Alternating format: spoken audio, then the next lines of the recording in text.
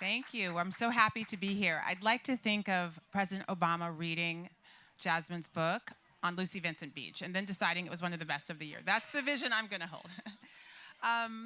So I know from anecdotal evidence, I play tennis in East Chop, and I know from anecdotal evidence, a lot of people on Island have read or are reading the book in book clubs.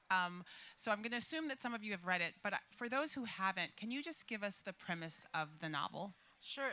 Thank you to the festival for having me here. And it's such a dream come true to share the stage with you, Dawn, and also a dream come true to come to a festival where I can wear caftans all weekend, which is my most natural state.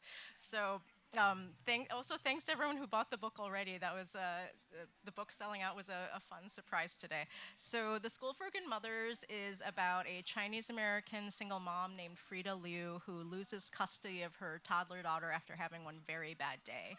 And in order to get her daughter Harriet back, she has to spend a year at a newly created government institution where she's re-educated with moms from across the county whose transgressions range from benign to horrific. So as you can imagine, it's a rollicking, lighthearted, good time. I like to describe it as a little bit like 1984, but for moms. As I was editing it, so Frida does makes a mistake. And as I was editing it, I kept thinking, there, but for the grace of God, go I. I remember once I was, dropped my kid off at school. He was about 12. Took the dog for a very long walk in Central Park and was completely relaxing and happy. And then I got back in the car and the school had called and said, your son is sick, come pick him up right away. And I thought I would be recruited into that system of the School for Good Mothers had I made that kind of mistake. It started with a New Yorker article. You read something and it triggered this idea of the novel. Can you talk to us about that article and how you went from this nonfiction piece to fiction? So the nonfiction piece that inspired the book is an article by Rachel Aviv called "Where Is Your Mother," which appeared in the New Yorker in late 2013.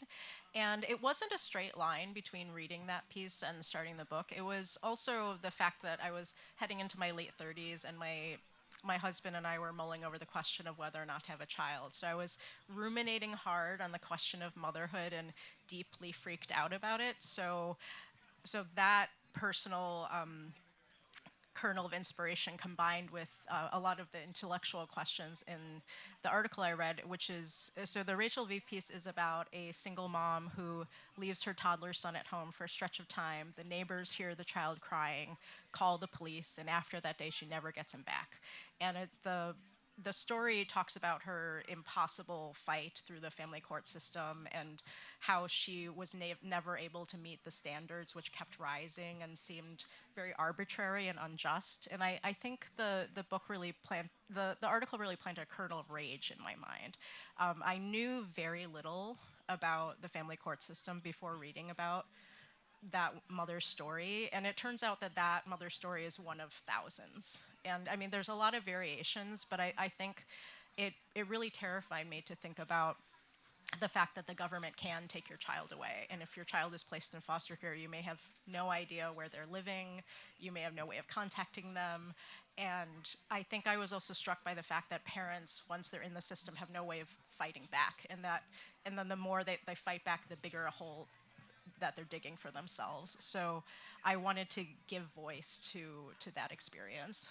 And you give voice to the character of Frida, and one of the things I love about Frida is she is so beautifully flawed. She's insecure, she makes mistakes, and she has a very bad day where she makes a judgment call about her child, and this is the catalyst for the action, and she leaves her child, like in the article. And you and I went back and forth about the amount of time that someone could leave their child and have the reader still feel empathy for them. So how did you kind of land on her very bad day, what you call her very bad day? So I think so if you can believe the version of the book that Dawn bought for Simon Schuster. Dawn is the editor who changed my life, so I'll be thanking you forever and ever. So that version of the book was actually much darker than this very dark book. And I think one thing that changed was I think her very bad day became more relatable because I think the version that I wrote was about her needing a break and like needing to walk out of the house. And the version in the book is a lot more about work and like having work pressures. Well, she hasn't slept because she has a Right. toddler. She's behind on work email. Her husband has left her. She's got a lot going on. She also makes the disastrous decision to try working from home in order to spend more time with her child, who she only has half custody of, instead of putting the child in daycare. And I found that readers had a really different response to that after working from home with their children during the pandemic. Right. And in the first event I did with Liz Moore, she said there was a paragraph in the opening chapter that read to her like a horror novel, but it was the scene where Frida's trying to work, and there's a 2-year-old who's like constantly like messing with the keyboard and like can't sit still, and so I hadn't intended that to be like a really scary part of chapter 1, but I think it reads differently after lockdown. Absolutely. And one of the other things, so the novel explores the surveillance state of, the government being able to say you're a bad mother or you need rehabilitation. And one of the things that's really interesting is the complexity within that, because women of color are treated differently than white women. And so I'm wondering how you grappled with that and how you kind of, the decisions that you made around that as well. So, okay, so let me repeat the question back to you. So the question is how I grappled with representing women People. of color Yes. in the book. So I think the big challenge with writing about this issue from a Chinese American perspective, because I mean the book doesn't jump around between points of view. It's told through just Frida's close third point of view, and I think part of the challenge was writing it from an Asian American experience, because this is a phenomenon in America that primarily happens to Black and brown women who are poor.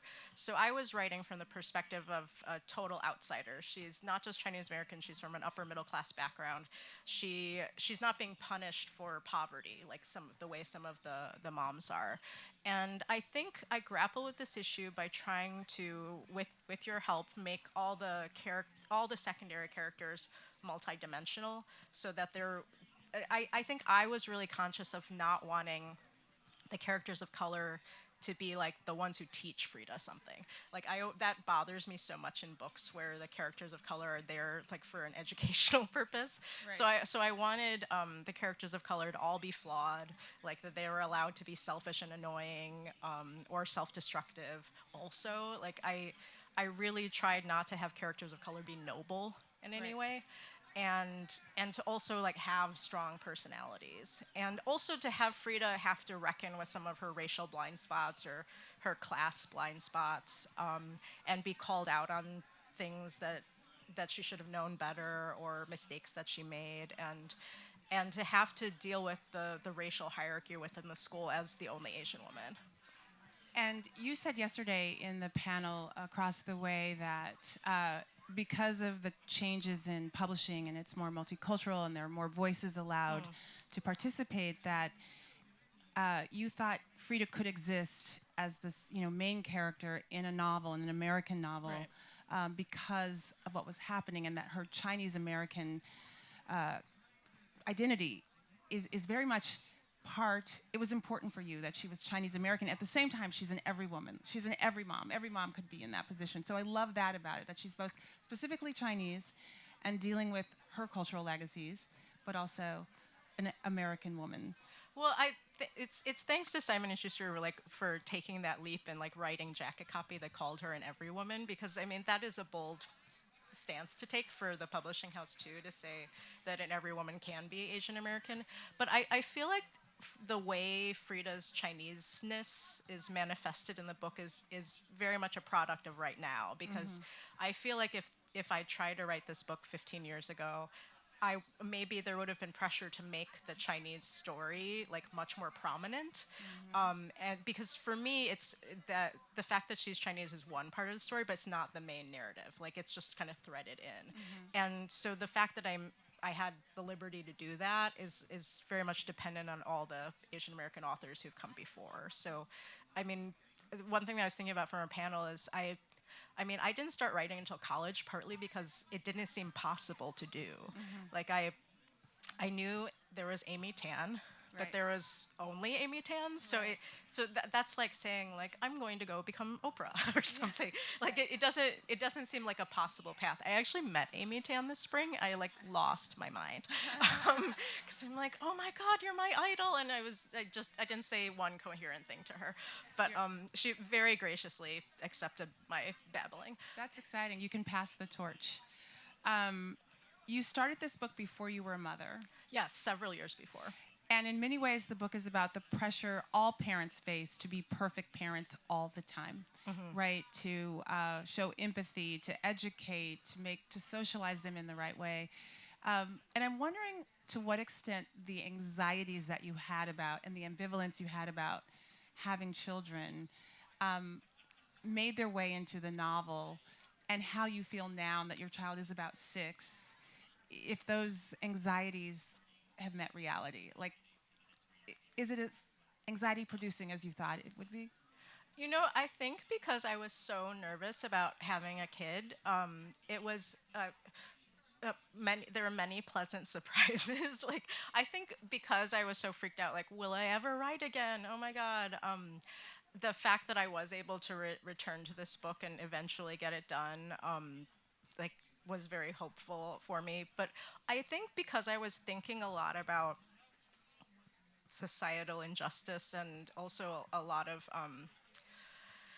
the struggles of moms with less means, it made me very conscious of how lucky I was. The fact that I could afford childcare, that I didn't have to worry about like having nowhere to live.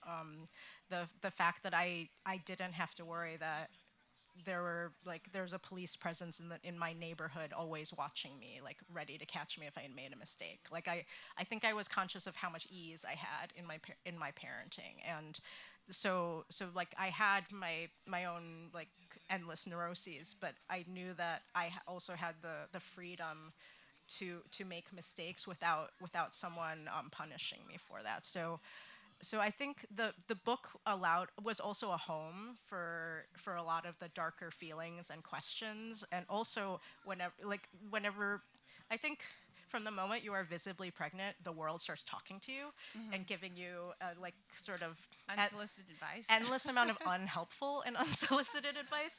And so I also had somewhere for all the strange things that people said to me to go, and like like the thing that Susanna says about like you have to speak like 10,000 words a day. That was from an annoying thing that a West Philly mom said to me, like Right. totally benign. But I'm like, I'm gonna just file that away and use that for the book.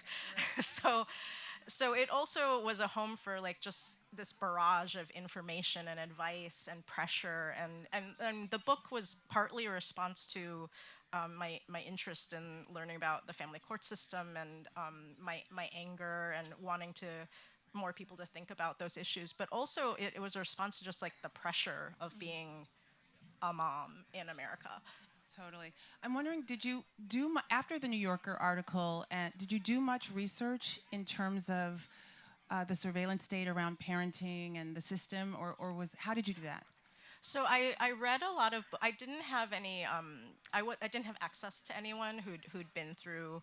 I think because I think if I was to try to write another novel about this topic, I think I would be able to interview people. But I mean, if you've not published a novel before, you can't necessarily be like, so can you talk to me about this project? Right. And so I read a lot of books about the family court system, but I also read a bunch of books about American parenting culture. Yeah. Because I knew what I was gathering from like the atmosphere, but I think I wanted to see like, is it as crazy as it seems? And it is. It is as crazy as it seems.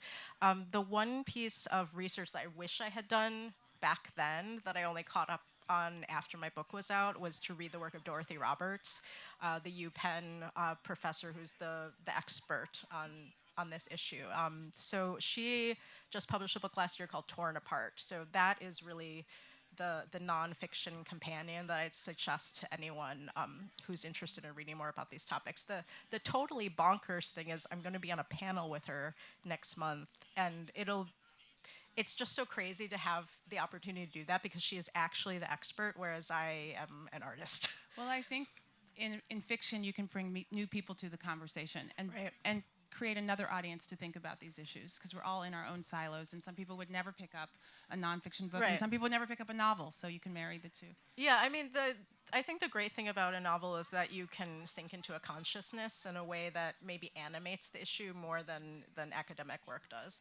And I don't want to give too much away, but in the novel, once you're pulled into this program, you have to go through kind of lessons of parenting, and you start with feeding and the basics, and then ultimately the goal is to learn empathy. And one of the things that I thought was really brilliant is you introduce robots, and this idea, it seems so crazy that ultimately Frida does get attached. And for me, that was one of the most moving things. I thought, robots, that's a little out there. But by the end, you have, as a reader, feelings about their attachment as well. So I'm curious if that was in the first draft, how you kind of got there.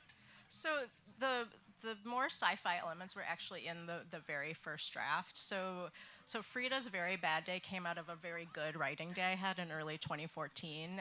I was coming up with one like truly horrible short story idea after another, and then I had the burst of inspiration that you always dream of having as a writer. It just took decades to get there. But that draft actually had pretty much the world of the school. And I had the Frida and Harriet relationship, Frida's bad day, her marriage, the Tucker subplot that we won't talk about too much. But it also had the world of the women in pink lab coats, the instructors, and also the dolls. And I think that was partly a response to the fact that in the Rachel Vive piece, the way that everyone from the government talked about parenting was so clinical that it almost felt a little bit like science fiction. Like they talked about maternal instincts and love as something that could be measured in some objective way, which of course isn't possible. It's all subjective and it's all biased. But I wanted to take the idea of like adding like data and technology and surveillance to these things that are so personal, and to see like where that could go wrong. I love it. And I will say, so your agent called and said, I've got this speculative novel I want to send you. And I don't read speculative fiction per se. I love Ishiguro's Never Let Me Go. Speculative is like set in the future, Fahrenheit 451. I love Ishiguro's Never Let Me Go and Handmaid's Tale, which we say is like set 5 minutes in the future. Now it feels like it's present, right? And so I get this call saying it's 5 minutes in the future. I think she began with, I know you don't like this sort of thing, but here's a book. Exactly. And I read it as the relationship between mother and child, between husband and wife, between society and mother. I'm wondering if you set out to write a speculative novel, or do you read speculative fiction? What is your relationship to that genre? So I've been on a bunch of panels for speculative fiction, and so I feel like I have to always describe my book as dystopian-esque, and because I'm kind of hanging on to the genre category like by my fingertips on a ledge, because it's primarily a realist novel which has just a couple of speculative elements. And so I'm writing about robots as someone who is a complete Luddite in real life. Like I wrote my whole draft longhand, and I have all my notes like on Post-it notes, and don't know how to use Scrivener, and using Google Docs really stresses me out. And so I'm coming at it from the perspective of like a non-tech person. So I wanted to write about a world like that was already fully formed. Like you don't find out how the robots are made. And I also skipped a bunch of the legal stuff, like all the laws that had to change to make the world as it is. So I very much wanted to plunk us into this already established universe. So it's different from Handmaid's Tale in that way. I mean, Handmaid's Tale is first a perfect book, and it's very daunting to read, like to reread as I'm working on this one. I'm like, why do we bother? Like this already exists. But Never Let Me Go was much more of a touchstone for me. So I don't think I set out to write a speculative novel, and I think if I had told myself I was writing one, I would have really like psyched myself out, because I don't think about genre when I write, and I actually also this also came up in our editing because I also don't think about theme, and so I write very much like from an intuitive place. Like I think about meaning much later, and when I'm working, I'm thinking much more like on the sentence level, like the rhythm of the sentences, and like trying to build a certain momentum. There's also a almost there's a competitive element within the women, right? They have these almost contests, and Yeah. one will win and get more privileges. There's judgment all around. There's judgment all around. Was that fun to write? To get a little like, the women can be a little petty. They can be very tender with each other. They can be a little petty. I'm wondering if that was fun because, as came up yesterday, there's humor in the novel Yeah. as well. Yeah, it's funny because it's almost like the humor can't be advertised because then it would because I think the book is funny, haha, but I mean that's not like the selling point of it. It's very dark humor, but I think the interactions between the novel, the mothers and the competitiveness was kind of fun to write, and also felt true to life. Because I mean, even with my closest mom friends, there's an edge of judgment there. Like even when we're just like, oh, I support you, I support you. There's still you can also feel even over text, you can feel the wheels turning. Like, do you really want to do that? And it's just like human nature, I think, especially among moms. It's funny, we were at a dinner party and we asked people to go around and give their best parenting advice, and mine was to never make friends with the judgmental mom. Really? I would have no friends. Like I don't know any. Well, I mean, if we're honest with ourselves, I feel like even my most like benevolent mom friends, there is some judgment. You'll find you'll learn. You'll get rid of them pretty quick. No, I say this also as I am probably also one of the judgmental moms. Oh, Fair enough, fair enough. I want to talk about the reaction to the novel. I was with the woman who wrote A Little Life, and she was saying people love when they get their book signed to confess their dark place. And I'm wondering, when you encounter your readers, the extent to which they confess either, the ways in which they're like Frida, or the ways that they've got caught up in the system. I'm wondering about how it's been received. I mean, how it's been received has been beyond my wildest dreams in every way.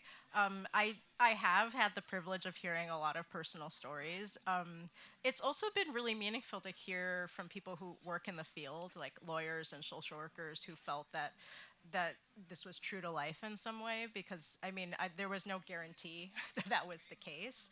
And I mean, I think the most memorable reader interaction I had was like one of my very first events in Harrisburg, and a mom came to the signing line, and she had me inscribe the book to her and her daughter, who she'd just gotten back from custody with CPS or whatever the organization is called in her town, and she was saying, I felt like I was reading about my life except with robots.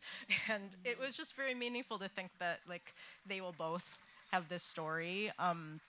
And I've also been surprised hearing from people who've been caught up with CPS for the most benign reasons. I mean, I met a mom who I think her whole family had COVID. The daughter was 2, had COVID, was crying for an hour. The neighbors called the police. The police came to her door. They only couldn't come in because the whole family had COVID, and this was during the lockdown. But I mean, the neighbors didn't like come to check and see if she was okay. They just called the police. Right. And I mean, she was fine in that instance, like very traumatized by the experience, but I mean, she didn't have her kids taken away. But in some cases, that can get your kids taken away, and then you begin this Kafkaesque experience. And I think it's terrifying to think that like a call like that can change a family's life.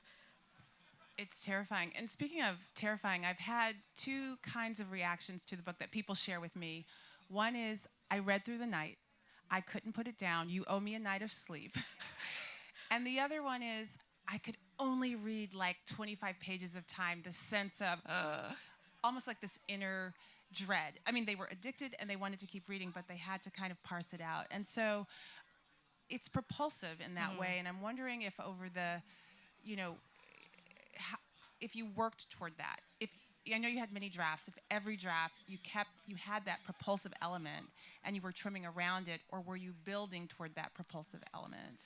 So when we were getting ready to sell the book, my wonderful agent Meredith gently asked me to not tell this story, but the book's been out for a while, so I can tell it. So the first draft was actually 1,600 pages that I had written by hand and typed up every so often because This is why I always tell people to get an agent, because they help trim it first and edit it first. No. It was already like a human size by the time she saw it. But the reason it was so long was because I was a short story writer learning to write a novel, and I knew that if I didn't write all the way to the end, I would just write chapter 1 over and over again for 10 years.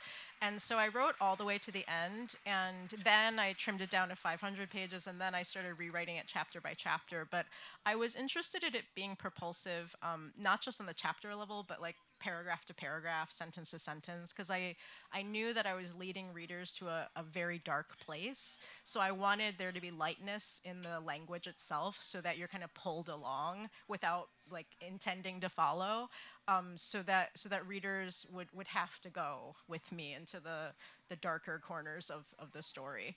Yeah, it has that kind of overall gravitas, but it is literally like scene by scene.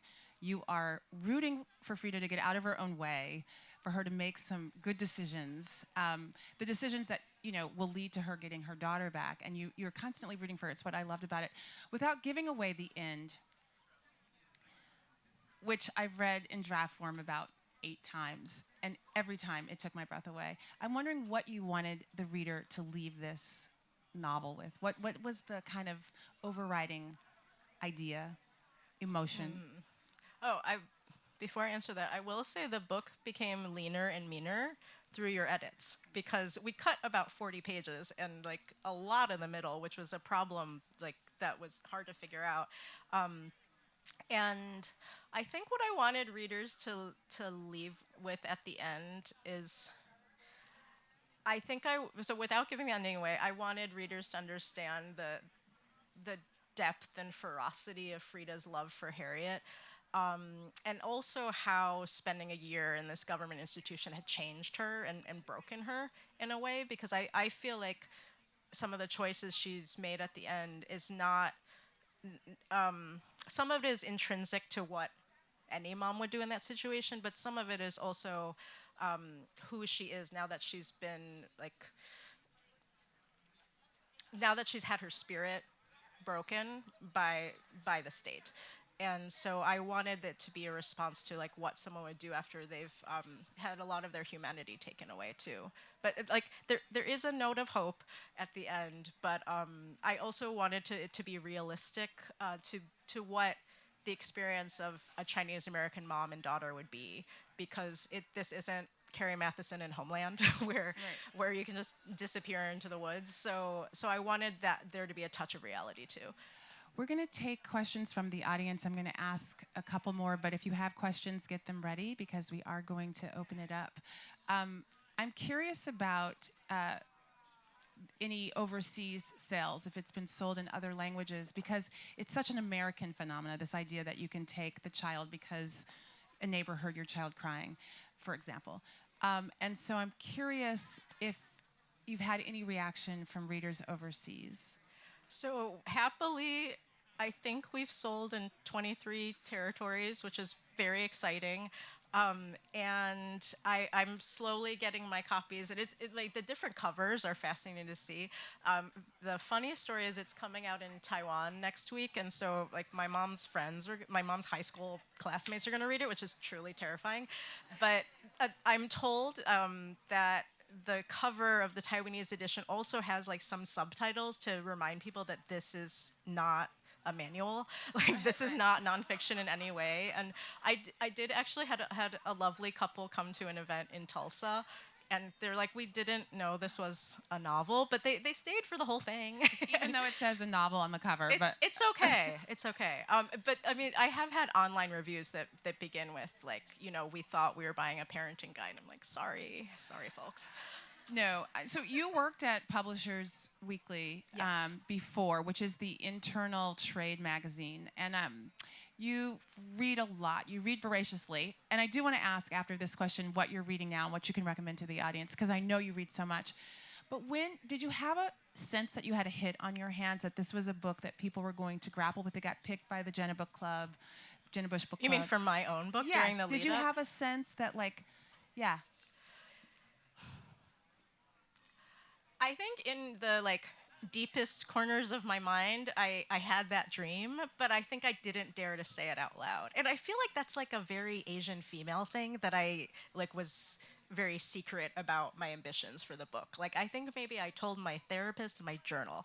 And Yeah. like I don't think I even said it out loud to my husband. And I mean that's something that I've struggled with like now that the book has come out and I do events is like learning how to take up space. Yes. Because I mean, I feel like I've grown up, and this is true of like a lot of women of color, like sort of shrinking and shrinking in order to be like palatable to the world. And so I knew that I knew that this was a book where I had things to say, and so the fact that I was able to publish this like quite weird, dark political book and have it have like A readership. a mainstream readership has been thrilling. I mean, because I mean, the book asks a lot of difficult questions. It's also just strange, and it's not, and it's also doing several different things, which is sometimes doesn't work for readers. And so I felt like I had a lot of freedom with this book, and I think that's my goal with whatever's next is to get back to that place where I can do whatever I want. Now, I know you constantly post about authors whose books you're enjoying. What's out that you've read that you love? So if you haven't bought a copy of Chain Gang All Stars, it is amazing. That's a book where I feel like immense admiration and total jealousy because it's just such an incredible book. I have no idea how he wrote it. I mean, I had a hard time writing from one character's perspective, and I think he has like 18 narrators, and that one is so good. If I can tell you about one that's not coming out till next year, and you just want to like bookmark it for the future, there's a novel called Cinema Love by Jiaming Tang, which is coming out next May. It's incredible. I'm going to be talking about it for the rest of my life. I'm really excited to get back to my stack of Annie Ernaux books that I don't know how I got through my whole adulthood without reading her, but I'm just excited to get back to that and to read Sheila Heti's novel Pure Color, which I've been reading like a page at a time for a year. Cool. Are there any questions in the audience? I have another one if you don't. Okay, so here's my question. And I want to give a shout out to Donnie Walton, who I see, who wrote the final revival of Opal and Nev, another amazing book, and another President Obama pick. So we've got two in the house. The Mother, you talked about your mother's friends reading it, and you know, I'm wondering if your parents, Frida's parents in the novel can be cold and strict until they're supportive. And I'm wondering if your parents saw any of themselves in any of the characters in the novel. I have a funny story. So, my friend Alexis was asking me if I've been thrown any curveballs at events, and one of the funniest curveballs was when I did an event in my hometown of Oak Park, Illinois, at the public library. And so there were like families I used to babysit for who came, and like my parents' neighbors. And one of my family friends, who's known me since I was 5, she raised her hand and asked, "How come Frida's parents don't help her the way your parents have helped you?" And I said, I can't do that because there would be no book. Like there would be no inciting incident, no plot. Like you can't have such helpful, supportive parents in a book.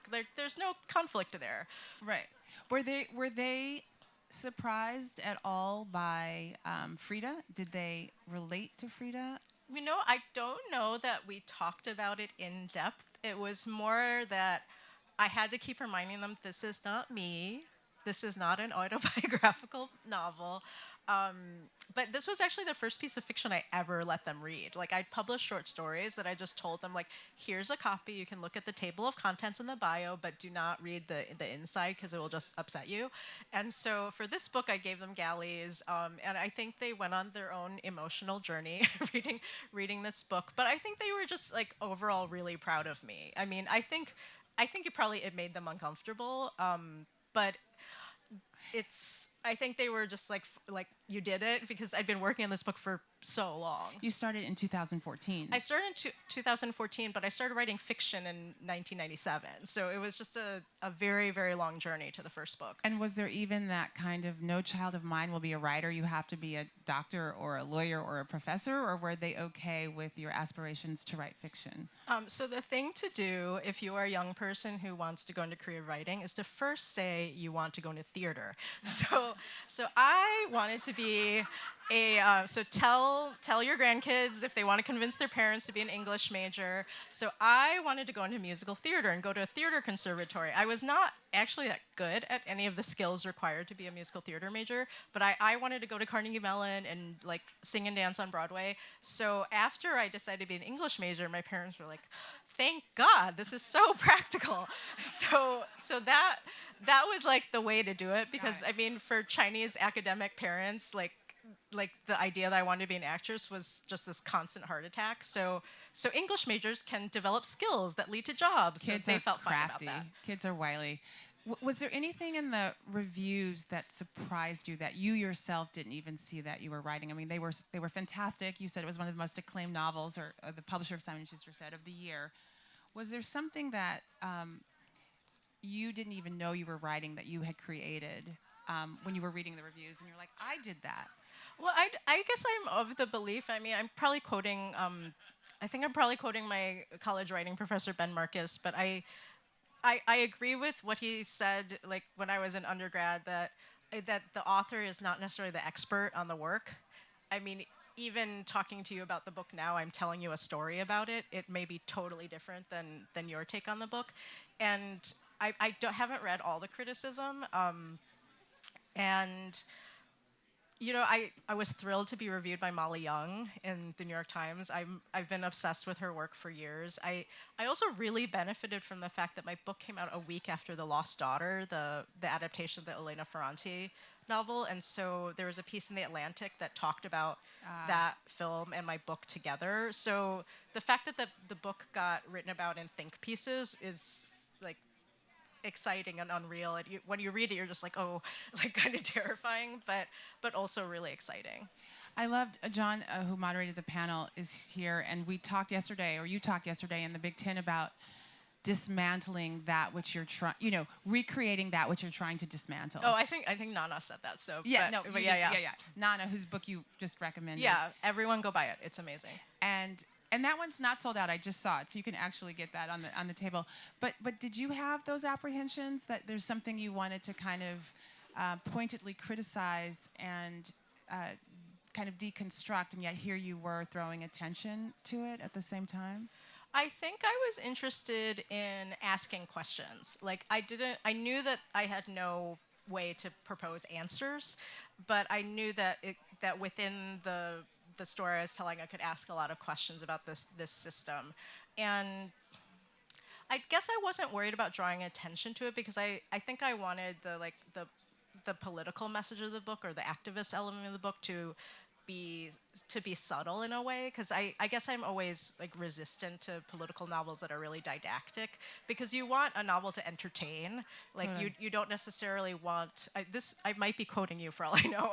You don't necessarily want the message of the book to feel like, here's a plate of raw broccoli, like here's your vegetables, and like it'll be good for you to read this. You still want readers to be moved and entertained, because I mean that's why we read. So I wanted to be cognizant of the fact that like there had to be a compelling story besides having these ideas. And you talked yesterday also about writing across race and culture, and there are Black characters and Latina characters in the novel. There are white men in the novel. There's all kinds of people. Was that did you see that as a mountain that you had to climb? How did you, as a writer, what was your approach? It's a little embarrassing to admit this now, but I don't think I grew comfortable writing characters with specific races until my 30s because it was like I had ingested the I feel like I had ingested the sort of the very problematic messaging of the world, where I felt like, oh, I can't tell this Chinese American perspective because who will be interested in it? Or I can't write across race because I'll get this wrong. And so it was very much like taking the risk and then a lot of trial and error and fine tuning and also trying to make each character like fully alive and complicated and vulnerable and strange and also having readers from a lot of different perspectives. I mean, I think writing across class is as difficult as writing across race. And so I knew that like I could only do so much research, but after that, it would have to be a leap of faith to see if I got it right. This is my last question, but oh, John has a question. No, go ahead.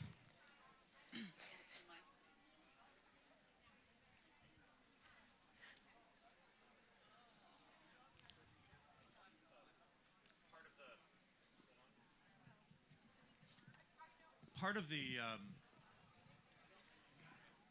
for me, really appealing multidimensionality of Frida is that she, she has sexual desire. She maintains her sexual desire, and it's dangerous. And I won't give that away. But for her, it involves a very delicate calculus. But I imagine as a writer, writing about that desire involves a calculus. Can you talk about that? So before, I'm gonna. This is a funny story from Breadloaf. So, I mean, this book wouldn't exist without the Breadloaf Writers Conference and a workshop that I took with Percival Everett. And I remember explaining to the workshop that before working on this project about moms, I'd only ever written stories about people having sex and their lives like being ruined.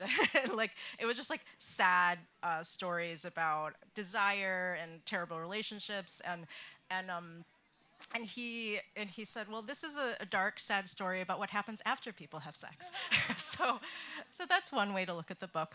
So the calculus in writing Frida's character and including her sexuality in the story was partly because it feels like moms are not allowed to have desire. Like they're only allowed to think about their children, and like if they're thinking about like even their partners, that's like a selfish thing. And so I wanted to build that into the story, but I also wanted to write an Asian American character who was really complex and flawed and who did feel desire, who also felt shame, who also like dealt with self-loathing, who also dealt with feeling comfortable in her own skin. So I wanted to write the kind of Chinese American protagonist that I hadn't seen on the page. So that was something that animated like the years of working.